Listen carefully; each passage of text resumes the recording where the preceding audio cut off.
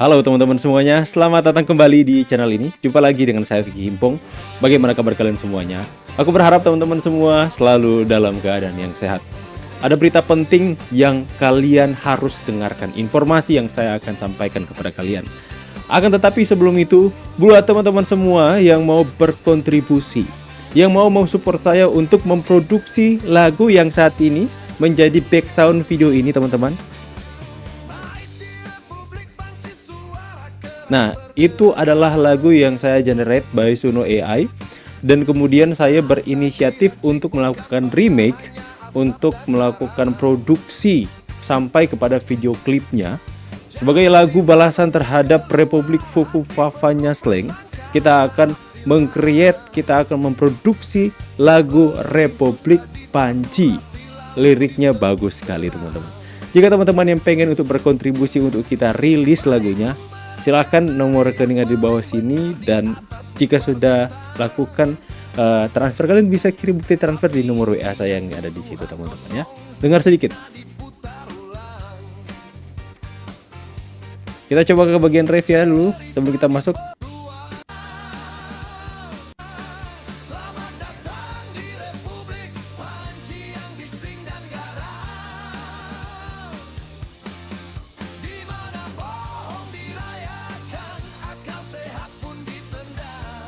Bohong dirayakan, akal sehat pun ditendang. Anyway, itu hanya intro saja teman-teman ya. Jadi buat teman-teman yang pengen untuk berkontribusi silahkan. Kita akan membahas sebuah berita yang benar-benar lagi menarik hari ini. Saya katakan adalah babak baru di tahun yang baru kasus ijazah Pak Jokowi. Ya, kita akan membahas bagaimana yang selama ini ya akhirnya publik sudah mulai mengira-ngira teman-teman. Bahkan ada beberapa konten kreator, beberapa podcaster yang mulai mengangkat isu ini. Isu di mana mereka mengatakan Demokrat berada di balik dari isu ijazah Pak Jokowi. Ya, banyak yang sudah berspekulasi ke sana, apalagi Pak Jokowi terakhir lebih menegaskan bahwa benar-benar yakin bahwa ada orang besar yang berada di balik isu ijazah palsu, tuduhan fitnahan ini kepada Pak Jokowi. Dan kemudian orang mulai mengaitkan itu dengan Partai Demokrat karena melihat teman-teman. Karena melihat yang menjadi motor untuk penggerak adalah mantan partainya. Dan kemudian ada beberapa kader yang masih aktif ikut mendukung soal kepada teroris ini teman-teman. Makanya orang mulai berspekulasi ke sana. Akan tetapi ketika diterpa dengan isu ini, isu bahwa Partai Demokrat berada di balik ijazah palsu Pak Jokowi adalah memainkan agenda politik untuk menumbangkan, untuk menghancurkan reputasi politik Pak Jokowi. Isu itu mulai menerpa Partai Demokrat dan sampai kepada Pak SBY teman-teman. Nah, kemudian ketika isu itu sudah sampai ke mereka, masuklah mereka kepada sebuah keputusan untuk melakukan somasi kepada beberapa kanal-kanal YouTube atau podcaster yang mengangkat isu tersebut. Baru aja kena isu miring Pak udah baperan ya. Ya, itu saya tuh langsung bisa melihat, membandingkan Gibran ini teman-teman. Ya, saya langsung berpikir kepada Mas Gibran. Gibran ini masih muda tapi lebih bijak sepertinya ya. Nah, di sini poin pentingnya saya mau kasih tahu kepada kalian semua. Seperti saya mendapatkan informasi ada 3 kanal YouTube atau 3 orang yang dilaporkan, yang disomasi ya teman-teman ya. Mungkin akan lanjut tindak pidana, saya nggak tahu. Tapi orang yang disomasi teman-teman. Yang pertama Pak Budius di kanal Sulvan Lindan Unpacking. Karena di sana yang bahas lebih kencang itu teman-teman ya. Kemudian kalau nggak salah ada kajian online. Dan yang ketiga teman-teman, kalian tahu Ketua YouTuber Nusantara.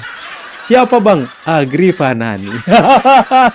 Bang Agri, tenang saja. Kami akan mendukung sekalipun itu lewat doa. Hei, tenang saja. Jadi kalian perlu tahu bahwa Agri Fanani, iya Agri yang itu, Bang Agri Fanani, Ketua YouTuber Nusantara, hari ini berhadapan dengan Presiden ke-6 Republik Indonesia. Apakah Agri Fanani takut? Tentu saja tidak. Nggak tahu ya, takut aku gimana ya teman-teman. Yang dihadapi ini presiden ke-6 loh teman-teman ya. Ya, jadi seperti hanya mungkin kelompok mereka saja yang boleh untuk melemparkan isu-isu miring, yang boleh melontarkan kritikan-kritikan, yang boleh mengkritik pembangunan-pembangunan orang lain, tapi di satu sisi yang kubu sebelah nggak boleh. Ketika kubu sebelah mulai melemparkan isu, dilaporkanlah, disomasilah, ketua YouTuber Nusantara lah teman-teman. Agrifanani hari ini berhadapan dengan presiden ke-6. Ngeri-ngeri sedap. Ya, kita saksikan dulu video ini teman-teman ya. Sebentar, kita saksikan dulu video ini. Katanya akan mengambil langkah-langkah hukum kepada pihak tertentu, kepada sosok tertentu, kepada figur-figur tertentu yang tanpa henti melakukan fitnah dan menuding bahwa SBY berada di balik terkait dengan gerakan-gerakan yang mempersoalkan keaslian ijazah Jokowi. Bismillahirrahmanirrahim, bahwa SBY berada di balik terkait dengan gerakan-gerakan yang mempersoalkan keaslian ijazah Jokowi. Inilah yang saya kira menjadi salah satu isu politik yang sehari dua hari ini menjadi percakapan yang cukup luar biasa. Pernyataan soal SBY yang akan mengambil langkah hukum itu disampaikan secara terbuka oleh salah satu politisi Partai Demokrat, salah satu sosok yang memiliki kedekatan yang cukup luar biasa dengan Pak SBY, yaitu Andi Arief di sebuah media sosialnya di X, yang kemudian dikutip begitu banyak media-media mainstream yang menyebut bahwa Andi Arief katanya beberapa waktu yang lalu sudah bertemu dengan SBY, di mana dalam pertemuan itu menurut Andi Arief, SBY merasa terganggu, SBY merasa difitnah ketika begitu banyak informasi-informasi di media sosial, khususnya di TikTok dan platform media sosial yang lain, yang terus-menerus dan tanpa henti menuding dan menfitnah bahwa SBY berada di balik gerakan-gerakan ijazah yang mempertanyakan keaslian ijazah Jokowi. Itulah yang kemudian mencuat belakangan ini menjadi ramai, karena ini tentu menjadi sesuatu hal yang diperbincangkan oleh publik, kata Andi Arief. Kepada pihak-pihak yang tanpa henti, mereka ini nantinya kemungkinan akan dilakukan somasi. Jikapun tidak henti fitnah ini, maka kemungkinan akan mengambil langkah-langkah hukum demi keadilan dan demi kebenaran, karena SBY tentu merasa tidak terima dan kemudian sudah merasa terganggu jika selalu dikait-kaitkan dan difitnah terkait dengan gerakan-gerakan yang mengaitkan soal gerakan-gerakan yang mempertanyakan keaslian ijazah Jokowi. Kata Andi Arief, ini tentu tidak baik dan tidak kondusif, karena secara personal hubungan politik antara SBY dengan Jokowi itu baik-baik saja. Bahkan kata Andi Arief, SBY itu adalah seorang negarawan yang sebenarnya sejak awal sudah memberikan pelajaran-pelajaran politik yang cukup beradab, pelajaran-pelajaran politik yang demokratis tanpa ada permusuhan dengan pihak manapun. Inilah yang saya kira menjadi inti terkait dengan pernyataan Partai Demokrat, politisi Demokrat Andi Arief yang mengimbau kepada pihak-pihak tertentu, figur-figur tertentu yang tanpa henti dan agresif katanya terus menfitnah dan memention Jokowi yang kemudian dituduh dibalik gerakan yang terkait dengan gerakan yang mempersoalkan ijazah Pak Jokowi. Kata Andi Arief, hentikan. Kata Andi Arief, stop, karena kalau ini terus dilanjutkan, maka bukan tidak mungkin Partai Demokrat akan melakukan langkah-langkah hukum, somasi, dan akan membawa ini kepada persoalan-persoalan hukum. Ya teman-teman ya. Jadi di sini kita bisa melihat ya, saya tidak mau mengatakan, tidak mau memberikan penegasan bahwa Demokrat adalah orang yang berada di balik dari ijazah palsu. Itu adalah sebuah tuduhan tentu saja teman-teman ya. Tapi ini adalah spekulasi dari beberapa orang yang memprediksi teman-teman ya. Memprediksi apa bahasanya ya. Tapi itu beredar di masyarakat, disampaikan kecurigaan, spekulasi, isu ini akhirnya mereka lemparkan ya, terlontarlah dari mulut beberapa podcaster seperti Budius, mungkin Bang Agrifanani juga mengikutinya teman-teman dan kemudian ikut membahas ya. Tentu saja isu ini seperti apa yang dialami oleh Pak Jokowi, apa yang dialami oleh Gibran ya. Isu-isu seperti ini, tuduhan-tuduhan atau asumsi-asumsi yang beredar, itu juga dialami oleh Pak Jokowi dan Mas Gibran, teman-teman. Lantas apakah ketika Pak SBY itu mengsomasi beberapa pihak, teman-teman, apakah itu seketika akan menghilangkan isu ini? Saya pikir itu tidak akan menghilangkan isu ini, teman-teman. Isu ini akan lebih berkembang, lebih berjalan, sekalipun tidak ada satu podcaster atau YouTuber pun yang membahas itu. Karena ini sudah benar-benar tertanam di pikiran atau benak masyarakat bahwa ada sosok yang besar di belakang dari ijazah ini, ijazah palsu, tuduhan-tuduhan selama beberapa tahun kepada Pak Jokowi, dan ada agenda politik besar, ada sosok besar di belakangnya yang kemudian orang mulai mengaitkan dengan Partai Demokrat dan pada SBY, teman-teman. Ya, itu tidak bisa kita pungkiri, itulah yang beredar di masyarakat hari ini. Dan apakah ketika beberapa pihak itu disomasi, itu akan serta-merta menghilangkan isu itu, akan serta-merta menghilangkan spekulasi dan kecurigaan masyarakat bahwa mereka yang berada di baliknya? Saya katakan itu tidak. Ya, itu tidak akan mengurangi, kecuali mungkin saja itu akan menghilangkan kecurigaan atau spekulasi masyarakat kalau misalnya SBY itu membentak atau memberikan teguran kepada mantan anak buahnya Roy Suryo. Hei Roy Suryo, berhentilah kalian untuk melakukan tindakan-tindakan seperti itu. Percayakan kepada hukum, stoplah untuk menggiring opini karena nama saya sudah mulai tersangkut paut gara-gara kalian. Saya mengecam apa yang dilakukan oleh Roy Suryo karena semakin ke sini saya yang menjadi imbas. Kalau misalnya pihak dari Demokrat atau Pak SBY sendiri di hadapan publik, misalnya konferensi pers, memberikan teguran kepada teroris, kepada Roy Suryo lah, teguran, memberikan peringatan, memberikan arahan ataupun nasihat lah sebagai mantan pemimpinnya, ya, berikanlah nasihat Roy Suryo, tolonglah berhenti. Anda sudah menjadi tersangka. Kepolisian itu sudah mempunyai banyak bukti soal ijazah Pak Jokowi. Stoplah Anda terus menggiring-giring. Karena ada satu kesempatan Roy Suryo itu dia ngomong di hadapan publik bahwa Roy Suryo itu ketemu dengan Pak SBY. Lebih besarlah kecurigaan masyarakat kan teman-teman ya. Lebih besarlah spekulasi itu berkembang di masyarakat. Ya, saya tidak mengatakan bahwa pertemuan itu adalah sebuah perbincangan tentang ijazah palsu, tidak sama sekali teman-teman ya.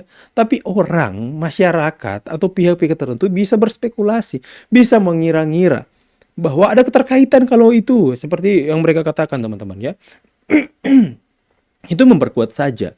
Nah, kalau memang sorry teman-teman, Pak SBY mau untuk mengambil sikap konferensi pers, memberikan nasihat, teguran ringan saja, Roy Suryo, tolong Anda berhentilah untuk menciptakan isu-isu tentang ijazah Pak Jokowi. Kan semuanya sudah berproses. Anda sudah menjadi tersangka, ada bukti ratusan, ada saksi yang akan segera untuk bertarung di pengadilan. Biarkan saja, nggak usahlah keluar-keluar terus. Sehingga nama saya, SBY, ya, nama saya, partai saya ikut terseret, ya, dicurigai masyarakat. Tegurlah Roy Suryo. Kalau seperti itu, kemungkinan besar masyarakat akan kehilangan rasa curiga bahwa ada partai itu di baliknya. Ini soal kecurigaan, teman-teman.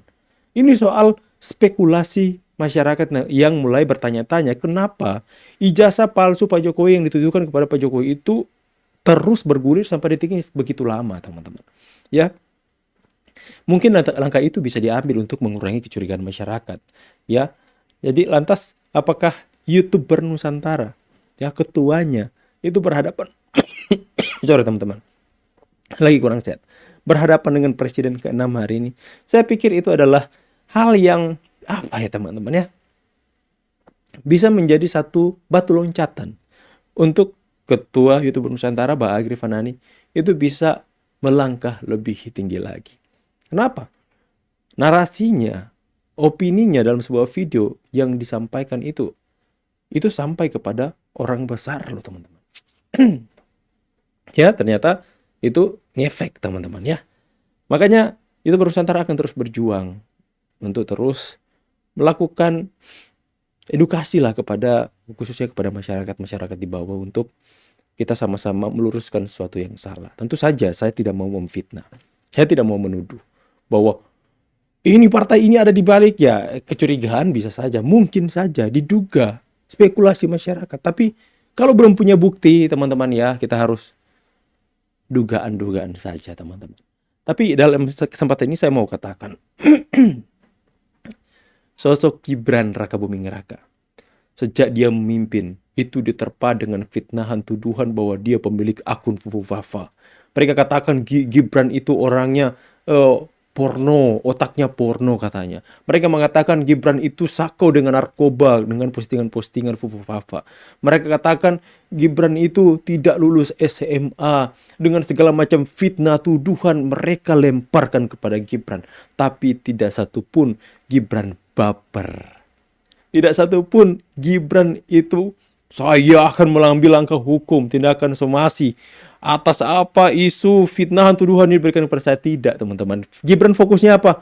Bekerja, sama seperti bapaknya. Bahkan Gibran lebih sadis lagi. Dia tidak mempedulikan sama sekali orang-orang yang memfitnahnya. Selama dia tahu dia tidak melakukannya, selama dia tahu dia benar, dia pasti memiliki keyakinan bahwa saya akan menang. Karena kebenaran akan selalu mengalahkan yang namanya kejahatan, teman-teman.